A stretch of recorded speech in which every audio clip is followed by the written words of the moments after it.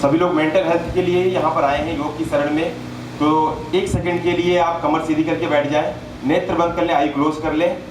ओम गुरुर्ब्रह्मा गुरुर्विष्णु गुरुरेव महेश्वरः गुरुर्साक्षात् परब्रह्म तस्मै श्री गुरुवे नमः। तस्मै श्री गुरुवे नमः। ओम भूर्भुवस्वः तत्सवितुर्वरेण्यं भर्गो देवस्य धीमहि धियो यो नः प्रचोदयात्। धियो यो नः प्रचोदयात्। धियो यो नः प्रचोदयात्।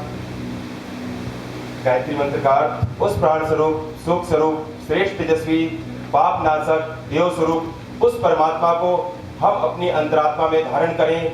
वह परमात्मा हमारी बुद्धि को सन्मार्ग की ओर प्रेरित करे। आज समस्त समस्याओं का जो कारण है, हमारी जो बुद्धि है वो दुर्बुद्धि में परिवर्तित हो गई है। हमारी बुद्धि जो है सद्बुद्धि में परिवर्तित हो जाए, इसी के लिए गायत्री मंत्र दिया है पंडित श्री राम शर्मा आचार्य जी ने। वर्तमान समय में हमारी जो बुद्धि है वो दुर्बुद्धि की ओर चली गई है, इसीलिए हम सब योग की शरण में आ रहे हैं और योग की शरण में आकर के हम सद्बुद्धि की प्रार्थना करते हैं। सद्बुद्धि आने के साथ ही हमारी सारी गलत आदतें, हमारे सारे गलत आचरण स्वतः ही सही होते हुए चले जाते हैं और धीरे धीरे हम योग के मार्ग पर आगे बढ़ते चले जाते हैं। आते हैं अपने विषय पर, योगस्य चित्त वृत्ति निरोधः। महर्षि पतंजलि ने 1/2 में कहा है, चित्त की वृत्तियों के निरोध को योग कहते हैं। समाधि की बात कही गई है। जब हम अष्टांग योग में वो चर्चा करते हैं, यम, नियम, आसन, प्राणायाम, प्रत्याहार, धारणा, ध्यान, समाधि, तो समाधि में 2 प्रकार के, संप्रज्ञात समाधि, असंप्रज्ञात समाधि।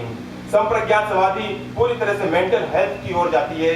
मेंटल हेल्थ अर्थात मानसिक रूप से पूरी तरह से हम शांत, प्रसन्न, आनंदित, और चित्त की भूमि जो बताई गई है, मूढ़, विक्षिप्त, एकाग्र, निरुद्ध।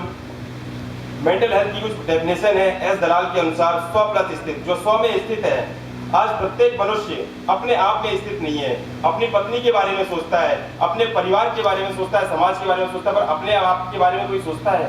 मैं ओपीडी देखता हूँ, योगा ओपीडी, 80% जो पेशेंट आते हैं वो मेंटल हेल्थ के बारे से परेशान रहते हैं, मानसिक रूप से परेशान रहते हैं। मिसेज की लेकर समस्या है, मिसेज पत्नी का तो ध्यान रखती है पर अपना ध्यान नहीं रख पाती, और एक समय ऐसा आता है 40 के बाद मिसेज का स्वास्थ्य पूरी तरह से खराब हो चुका होता है। फिर हस्बैंड को मिसेज की चिंता करनी पड़ती है। तो हम अपने आप में स्थित नहीं है। जब हम स्व में स्थित हो जाएंगे तभी हमारा मानसिक स्वास्थ्य आगे की ओर बढ़ने लगेगा।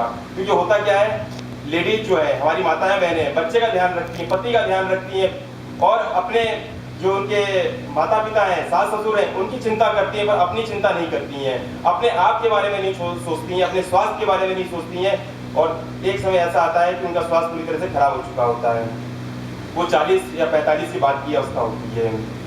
तो मानसिक स्वास्थ्य क्या है? एक प्रकार से मन का एकाग्र होना। जब हमारा मन पूरी तरह से एकाग्र हो चुका होता है तो हम मानसिक स्वास्थ्य को प्राप्त हो चुके होते हैं। अपने आप से पूछिए जो यहाँ बैठे हुए हैं, क्या आपका मन एकाग्र है? अभी आप में से जो यहाँ बैठे हुए, कईयों का मन ऑफिस में जा रहा होगा, कईयों का मन नेक्स्ट कहीं जाना है, आपको पार्टिसिपेट करने वहां जा रहा होगा, कईयों को किसी आश्रम में, किसी कुंभ में कोई जो चल रहे हैं कार्यक्रम, उसमें आपका इन्विटेशन होगा। तो हम जहाँ बैठे हैं वहां पर हम मानसिक रूप से होते नहीं हैं। शरीर हमारा यहाँ पर है पर मन हमारा विभिन्न जो संसार है इसमें विचरण कर रहा होता है। एक बिजनेसमैन है, वो होता है अपनी दुकान पर, उसका मन इधर उधर विचरण कर रहा होता है। तो जब तक हमारा मन एकाग्र नहीं होगा, इसी के लिए हम योग की शरण में आते हैं। इसी के लिए हम योग के यम नियम में अभ्यास करते हैं। जो मानसिक स्वास्थ्य के जो अवरोध हैं, अंतराय जो बताए गए, 9 अंतराय बताए गए महर्षि पतंजलि ने, व्याधि, संशय, प्रमाद, आलस्य, अविरति, भ्रांति दर्शन, अवलब्ध भूमि, अवस्थित। 6 अंतराय हैं जो योग दर्शन में जब हम आगे बढ़ते हैं तो 6 अंतराय हैं, दुख, द्वंद्व, अंगस्थ, श्वास प्रश्वास।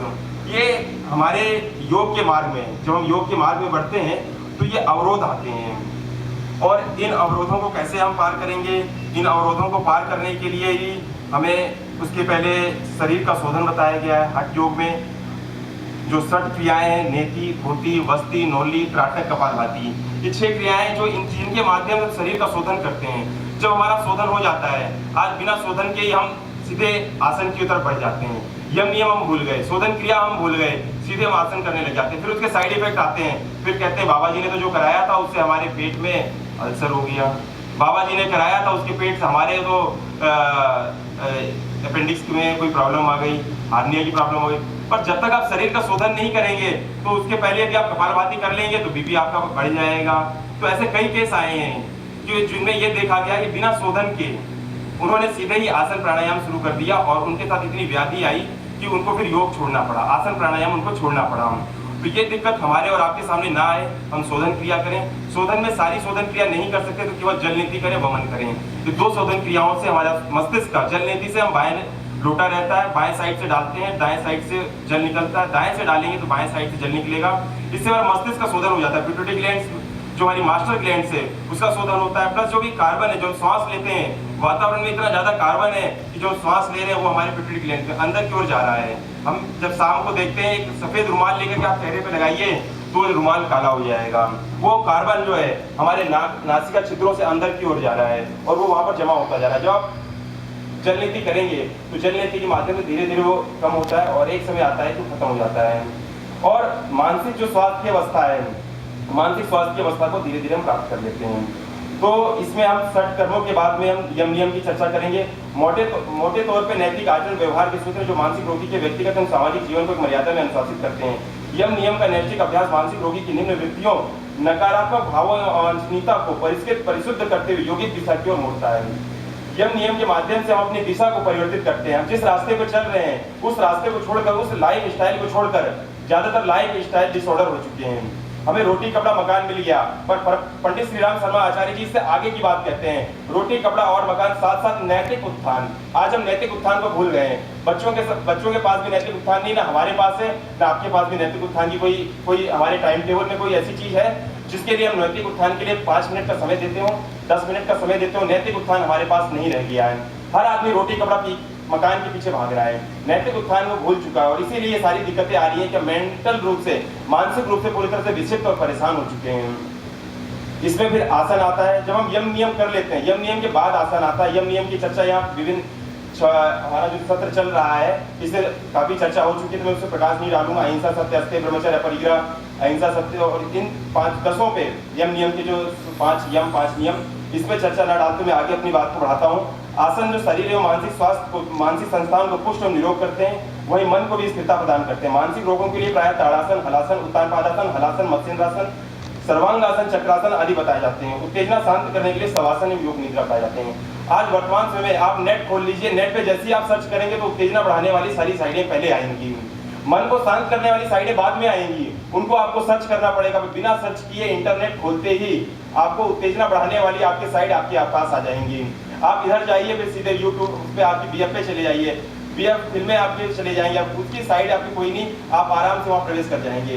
पर यदि मन को शांत करने वाली साइडें कहाँ चली गई, नेट पे उपलब्ध नहीं है, उनको ढूंढना पड़ता है। पर जो उत्तेजना बढ़ाने वाली साइडें हैं हमारी, वो साइडें तुरंत खुल जाती हैं, बिना लिंक किए ही खुल जाती हैं, क्लिक भी नहीं करते उसके पहले वो खुल जाती हैं।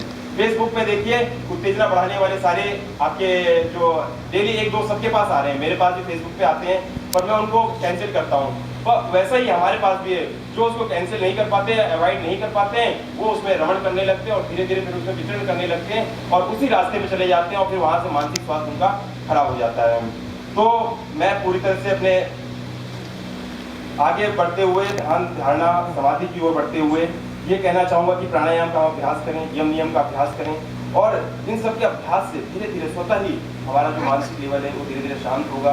प्राणायाम का अभ्यास करें, नियमित दिनचर्या में एक पालन करें। अपने आप से 10 मिनट, 15 मिनट, 20 मिनट, मैं खुद 1 घंटा योगा अभ्यास करता हूँ। मैं हॉस्पिटल में बैठता हूँ, डेली 80% लोग ऐसे आते हैं जो केवल ये कहते हैं कि मेरे को नींद नहीं आती।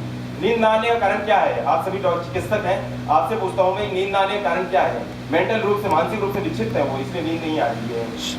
वो कहते हैं कि फैमिली डिस्टर्ब हो चुकी है, पत्नी छोड़ के चली चुकी है। पत्नी छोड़ के क्यों गई? वे हमने शादी इस उम्मीद से की थी कि पत्नी को अपने साथ बसाने के लिए, अपने से उसके साथ रहने के लिए, पर आज पति पत्नी अलग अलग रूम पे सो रहे हैं, अलग अलग रिश्तों में चले गए हैं। ऐसा क्यों? क्योंकि मानसिक रूप से उनका जो मेंटल लेवल है दोनों सेटिस्फाइड नहीं हुए। हस्बैंड वाइफ के मेंटल लेवल दोनों अलग अलग चले गए और एक समय बाद दोनों की दिशा बदल गई। तो मैं अपने सारांश में ये कहना चाहूंगा कि मेंटल पीस के लिए हमें नियमित रूप से कुछ ना कुछ यम नियम का पालन करना चाहिए। उपासना, साधना, आराधना, जो मेरे से पहले जो मैडम थी मैडम संध्या जी ने जो बोला, उपासना साधना आराधना, पंडित श्री राम शर्मा आचार्य जी ने इसको कहा है, डिटेल से बताया। उपासना 2 मिनट भगवान के पास बैठना, अपने आचार्य अपने आराध्य के पास बैठना, साधना समाज सेवा करना और उपासना समाज सेवा करना। समाज सेवा करेंगे तो हमें मानसिक रूप से शांति मिलेगी। इसी के साथ मैं अपनी वाणी को विराम देता हूँ। धन्यवाद।